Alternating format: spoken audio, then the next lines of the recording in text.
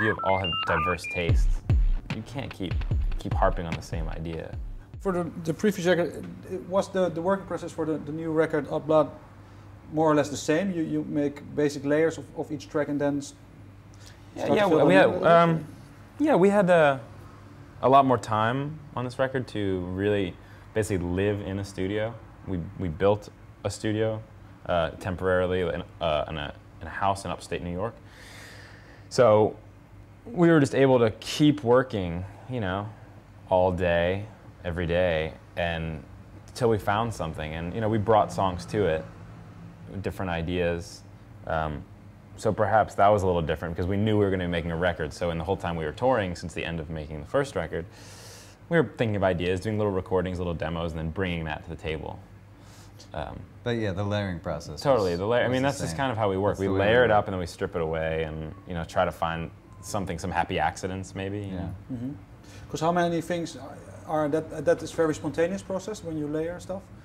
Can be. It can be, yeah. I mean, you try and be. I think it's a practice of just trying to stay open, you know, putting all these things, you know, making sure you get the ideas out there, and then kind of the three of us editing each other after the fact.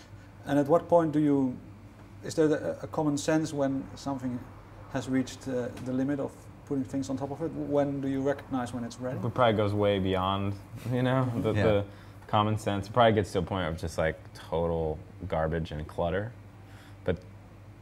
And that usually what happens with us. And then, but you hear things. But then you look at it and then you hear that clutter, and then like certain things make themselves known, you know. Yeah. Like among a big group of instruments, certain things pop out. You're like, okay, that's the one that wins in this little argument. So then you start stripping it away, and you just mute, solo this, solo that, and that's how you kind of arrive at the sound, you know. And you can bounce out all that other stuff, and it becomes a new sound, and reprocess that mush into something new, and that's kind of like the most exciting part because you don't really know what's going to happen. The possibilities are endless when like the harmonics and some of the tonalities and some of the stuff, you don't really know once it's put through a delay and it's feeding back on itself. It used to be this whole orchestrated thing, and it just gets a little more chaotic. But do you embrace this chaotic process, or do you sometimes tend to lose yourselves within the possibilities maybe? On this I think we tried to control it on this record and try to make something that was very direct out of it. We didn't really let it unravel too much. And I think we took the time. I mean, we definitely took the time. We had the time to make sure we were listening to things